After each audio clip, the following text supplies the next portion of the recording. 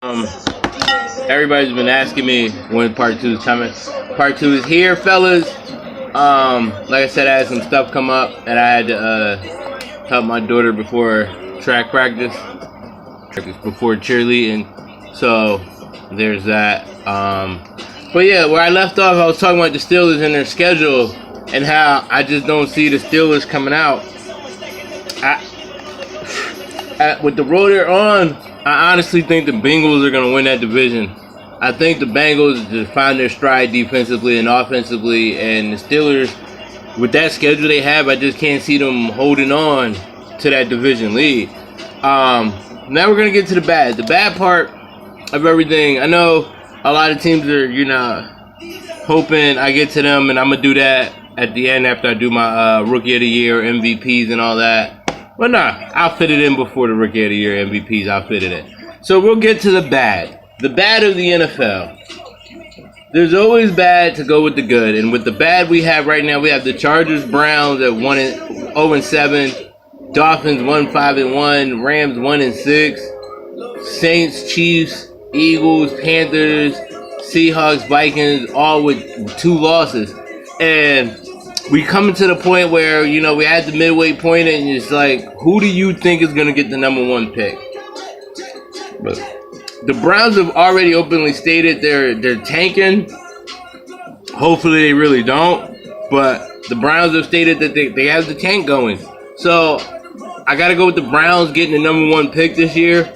And in my opinion, I think they should draft a wide receiver to pair with Corey Coleman. I mean, Crowell has a good overall. Duke Juice has a good overall. The offensive line is not terrible. They fixed the defense last year with Kaiser.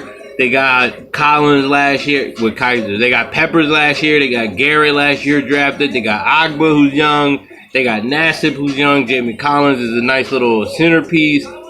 I don't think you can draft another safety to pair with Peppers that high in the draft. So unless they trade somebody to get another late first, I feel like their number 1 pick should either be used to solidify the offensive line to give Kaiser some time, because they have a young offensive line. Don't get me wrong. I like Batonio, and I like of course Joe Thomas. And if Joe Thomas ended up retiring because he's just tired of the tank going on, then you really have to draft offensive line, and that's the bad with the good, because you count on Joe Thomas being there. But I've seen in leagues where Joe Thomas retires after year 1 and 2.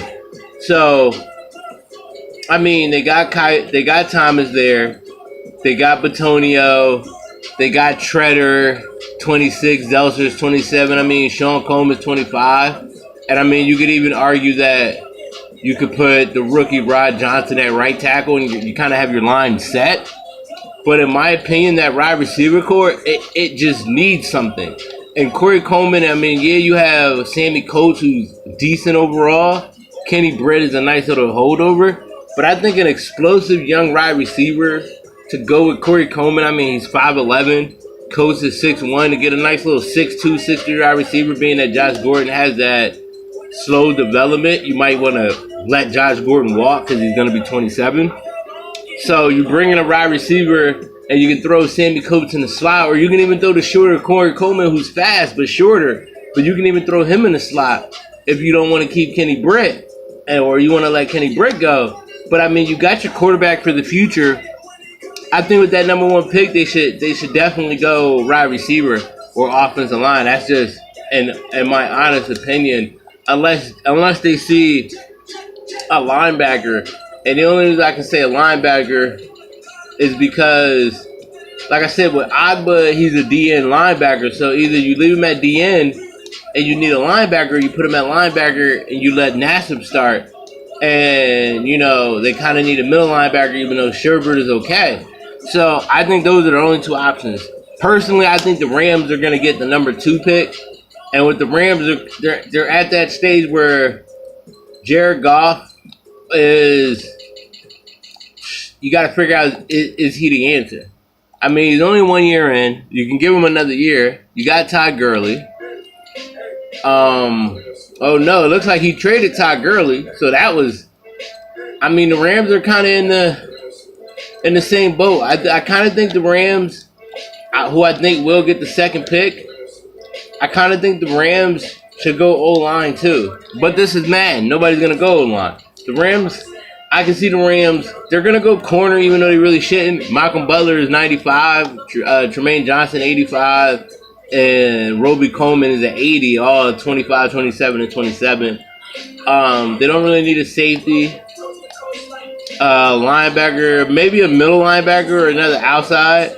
But they have the young Bookman, 86 speed. So they don't really need that. Middle linebacker seems to be the perfect fit, or DT. But not really, because I mean, me personally, I don't know why you take Aaron Donald off the DT position. I put Aaron Donald and Brockers back. Put Quinn back at DN, and just let the young guy Morgan Fox be your other DN and build him up, and then you have a 70. You know, Quinn would probably be like 89 at DN, and then you got the line, and you'll probably, in my opinion, they should draft a linebacker. Linebacker, wide receiver is what I think the Rams should do at number 2. I think the Chargers will get the 3rd pick. I hope I'm wrong. Brian seems to be tanking, but I'm hoping I'm wrong and Brian is not tanking, even though he has a shit ton of picks. But I think the Chargers get the 3rd pick, and I think the Chargers are definitely going to go quarterback. That just seems the consensus. I mean, they got rid of Phillip Rivers. They got rid of Melvin Gordon. They got rid of everything. So basically, the team has to revamp. But quarterback has to be that top priority, in my opinion. I think the Saints get the 4th pick. And with that 4th pick, I think the Saints might even go quarterback too, because Drew Brees is all but done. And then corner, they got to go quarterback or corner, in my opinion. And I just think the Seahawks. I mean, the Seahawks are a great team. And I don't know how he can't win with them. But the Panthers and the Seahawks, I can see battling for 5. And with the Panthers, I see wide receiver because they got rid of Benjamin, or a corner because they could use a corner. And with the Seahawks, that's the good. I don't know what you're going to do. Maybe wide receiver, offensive line. Offensive line has got to be the go-to, if you ask me. But what are your thoughts? I think the Seahawks got to go offensive line. I think Panthers, if they get top 5 or 6, they got to go wide receiver. Wide receiver or corner. I think the Saints at 4 should go corner or quarterback. I think the Chargers at 3 got to go quarterback, just because that is, you gave up, they busted up the whole entire team except for Joey Bosa. And at the end of the day, the Chargers need everything. And even though they need everything and they got picks, I'm looking, they got 4 first-round picks, and they got Carolina's first. So Carolina doesn't even get a first this year. So Panthers better start winning. So I guess that should have been the first thing. So Panthers need to start winning. I think the Chargers, who are looking at number 1, I think they end up getting number 3. I think they should go quarterback. If they get the Panthers top 6, I think they should go wide receiver. And I think if they get Minnesota's top 10, I think that other spot has to be corner. So that would be my suggestion. Quarterback, wide receiver, and corner, because they got rid of Verrett. They kept Casey, but they got rid of Verrett. He don't know what he's doing. He got a hidden gem in King.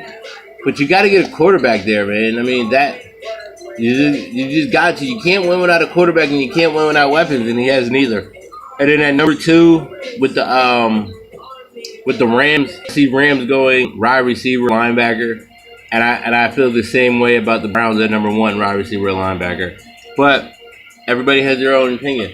The next topic I'm going to talk about here, we're going to have the sleepers. I have some hidden sleepers in each conference. To start off,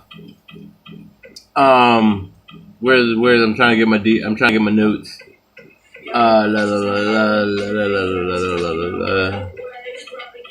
All right, my sleepers, I got Brent Washington as a nice little sleeper.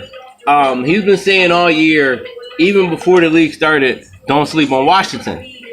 He's been saying it. He's been sticking to it, and I give him credit. He's winning games out there. He's winning games out there in Washington, and you no longer can sleep on him. You really can't. And that's just the fact. When you're winning games, you can't really get slept on too much when you're winning games. So I got Brent. I believe it's Brent Watson, I believe, at 4-2. I think he could be a nice little wild card sleeper. My next one, I got the Lions and Zach Kennedy, who just came in and just demolished the Steelers.